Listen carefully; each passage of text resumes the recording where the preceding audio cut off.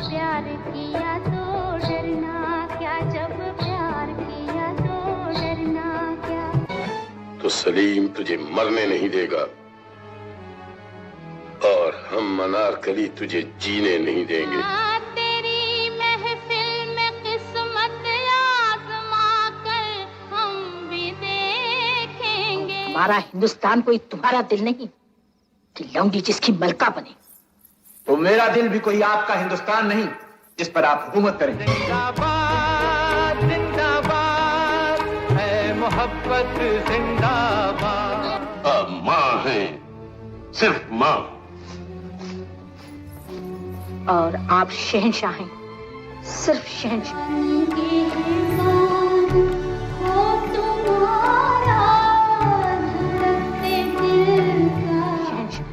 राजपूत जान हारता है,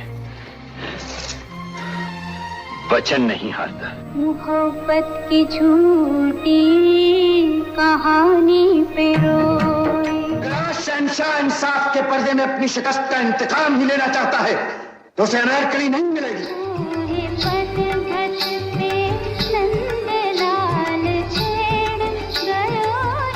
ये मशहूर गीत और बेमिसाल डायलॉग हिंदी फिल्म उद्योग की बेशकीमती विरासत है कि आसिफ के निर्देशन, नौशाद के संगीत और दिलीप कुमार मधुबाला से लेकर पृथ्वीराज कपूर के लाजवाब अभिनय से सजी इस फिल्म ने बॉलीवुड को न केवल नई दृष्टि दी बल्कि इस इंडस्ट्री को एक बेहद ऊंचे मुकाम पर भी खड़ा कर दिया।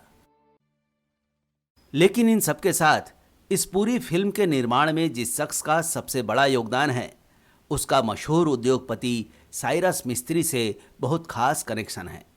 इस फिल्म को बनाने में 16 साल तक पानी की तरह पैसा बहाने से लेकर इसे 2004 में रंगीन अवतार में दर्शकों तक पेश करने में साइरस और उनका परिवार गहराई तक जुड़े रहे हैं।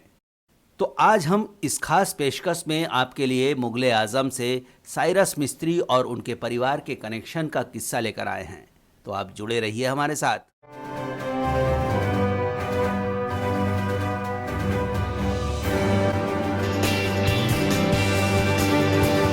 बातों का सिलसिला आगे बढ़ाने से पहले आपसे गुजारिश है कि आपने अगर ये चैनल सब्सक्राइब नहीं किया है तो कर लीजिए और बेल आइकन भी दबा दीजिए। मुगले आजम फिल्म बॉलीवुड की फिल्मों में कल्ट मानी जाती है।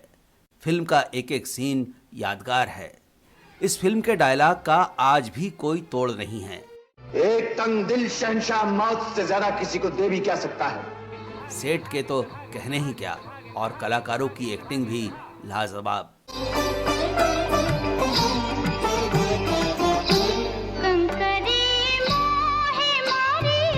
कहने का मतलब यह है कि फिल्म से जुड़ा हर सेगमेंट काबिले तारीफ है। 16 साल लगे थे इस फिल्म को बनाने में।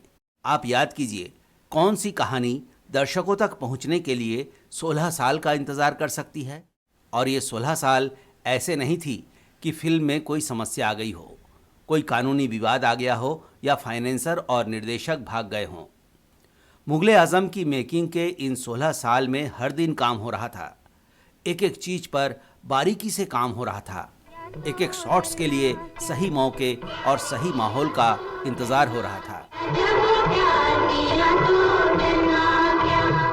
दोस्तों, निर्देशक के आसिफ इस फिल्म की शूटिंग के दौरान किसी काम में कोई भी नुक्स सहन करने को तैयार नहीं थे।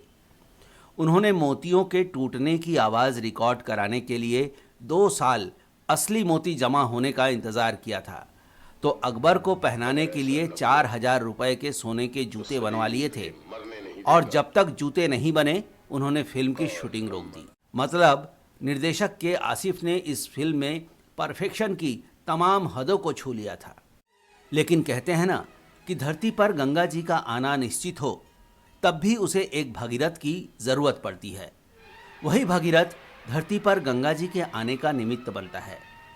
तो फिल्म मुगले आजम बनने में एक भगीरथ का अप्रतिम योगदान था। या यूं कहे कि अगर ये शख्स नहीं होता, उनका कला के प्रति समर्पण नहीं होता, तो ना मुगले आजम जैसा शाहकार दुनिया के सामने आता और ना के आसिफ जैसे विजनरी निर्देशक को अपना सपना पूरा करने का मौका मिलता। ना हो वो पत्थर है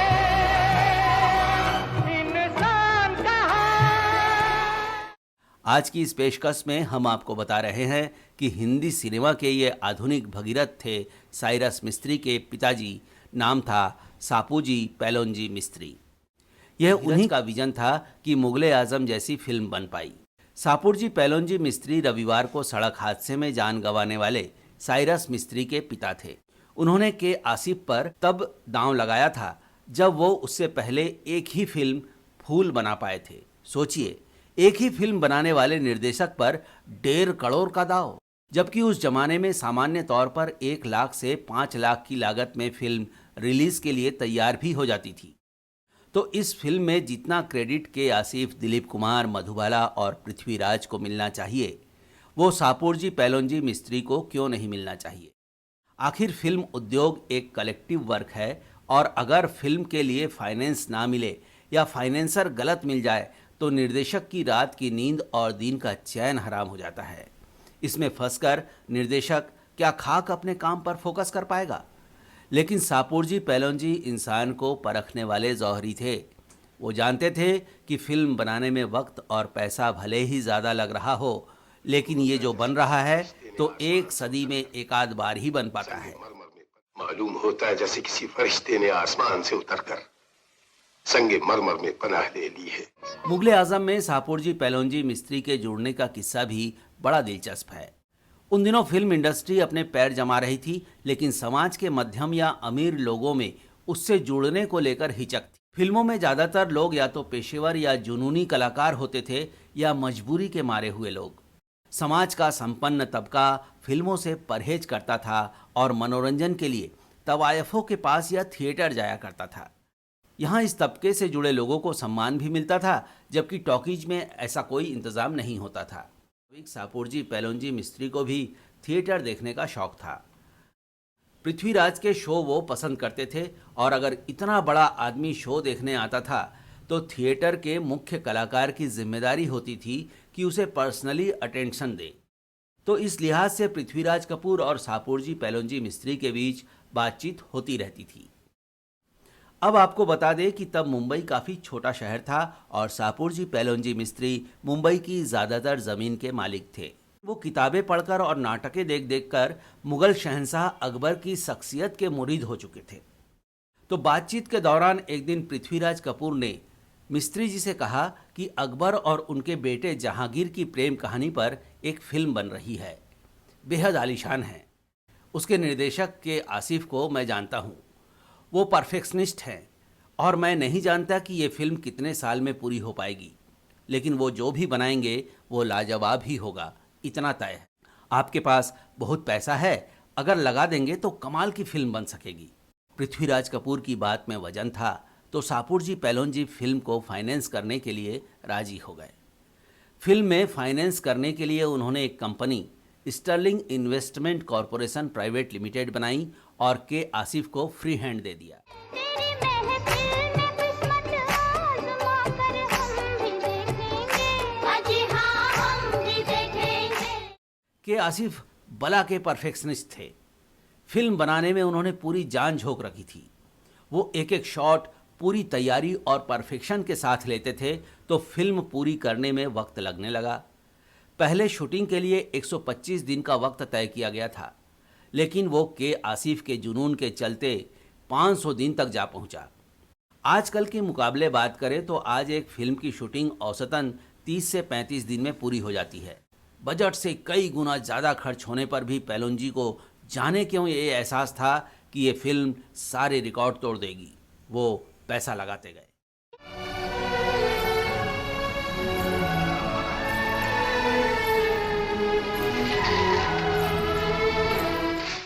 ये फिल्म बनने में 1.5 करोड़ का खर्च आया था। 1960 में 1.5 करोड़ की कीमत आज के लिहाज से कम 300 गुना ज़्यादा होगी। आपने हमारे पिछले एपिसोड में ये किस्सा सुना होगा कि कैसे इस फिल्म में असली मोतियों का इस्तेमाल किया गया था। प्यार किया तो डरना क्या गाने के लिए शीश महल बनाया गया था। क्या जब प्यार किया तो डरना क्या, प्यार किया कोई चोरी नहीं की। मुगले आजम फिल्म निर्माण की स्थिति ये थी कि फिल्म के रोज नए सेट बनाए जाते थे। डायरेक्टर के आसिफ ने जो ख्वाब देखा था उस हिसाब से सेट कमतर नजर आता तो वो पूरा सेट तोड़वा देते, फिर नया सेट तैयार किया जाता। प्यार किया तो डरना क्या मुखड़े वाले इस मशहूर गाने को फिल्माने के लिए लाहौर के शीश महल का सेट बनवाया गया था। उसके इंतजार में फिल्म की यूनिट का खर्चा चलता रहा और इस गाने पर 15 लाख रुपए का खर्च कर दिया गया। ये सेट बनने में 2 साल का समय लगा था। कुछ चमचों को के आसिफ से चिढ़ होती थी।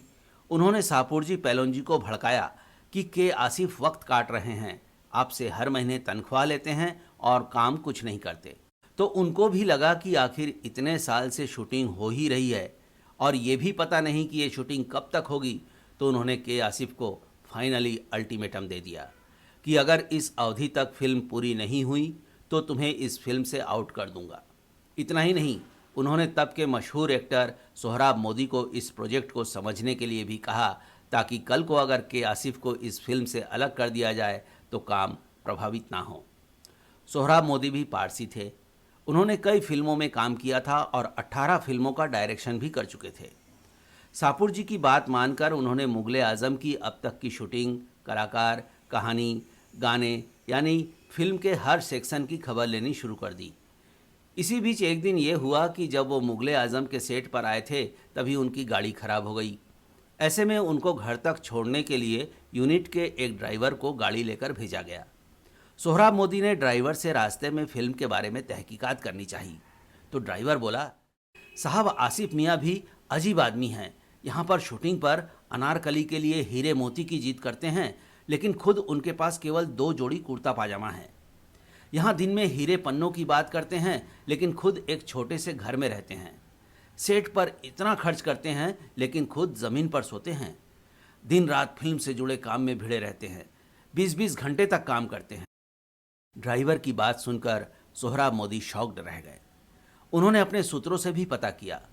वो खामोशी से आसिफ के बारे में सोचते रहे। घर पहुंचने तक सोहराब मोदी अपना मन बना चुके थे। घर पहुंचकर उन्होंने सापुर जी को फ़ोन लगाया और मुगले आजम का निर्देशन करने से इनकार कर दिया। सोहराब मोदी ने शापुर जी को ये सलाह भी दी कि अगर आप अपनी फिल्म का भला चाहते हैं तो किसी और को इस फिल्म का निर्देशन मत दीजिएगा। ये फिल्म सिर्फ के आसिफ के लिए ही है। सापुर जी को पहले ही के आसिफ पर विश्वास था।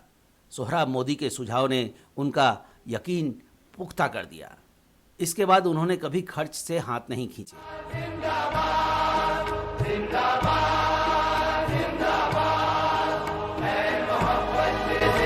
इस तरह फिल्म इतिहास की सबसे बड़ी फिल्म बन पाई। लेकिन ये कहानी यहीं खत्म नहीं होती।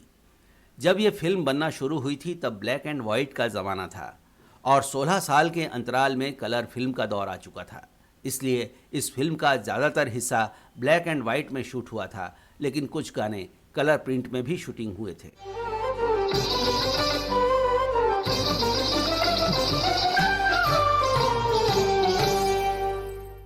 ये फिल्म किस तरह ब्लॉकबस्टर बनी और कैसे के आसिफ से लेकर दिलीप कुमार, मधुबाला और पृथ्वीराज कपूर से लेकर नौशाद, बड़े गुलाम अली जैसे कलाकारों ने इस फिल्म को ऐतिहासिक बनाया, वो किस्सा भी हम पिछले एपिसोड में आपको बता चुके हैं।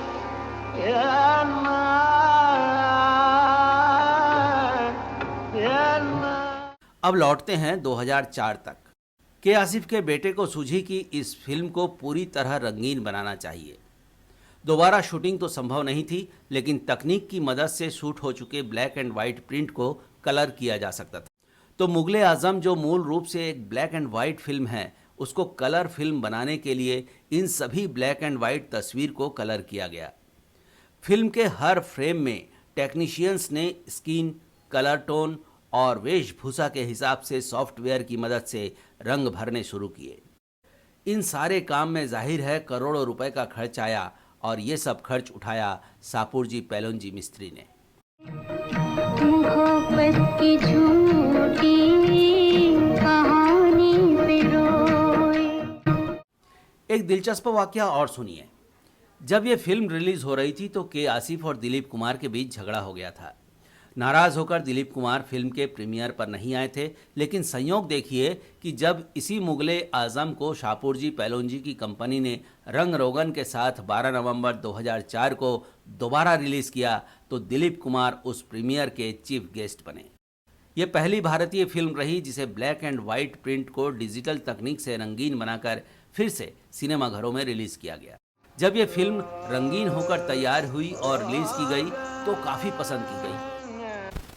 सापुर जी ने इसके अलावा दिलीप कुमार की फिल्म गंगा जमुना में भी निवेश किया था। एक बात और, जब अमिताभ बच्चन की तरह शशि कपूर आर्थिक संकट में फंसे थे तो उन्हें इसी पारसी परिवार ने मदद की थी। दोस्तों, साइरस और सापुर जी को श्रद्धांजलि के साथ इस किस्से को हम यहीं विराम देते हैं। आपसे फिर मुलाकात होगी एक नए किस्से के साथ। धन्यवाद दोस्तों।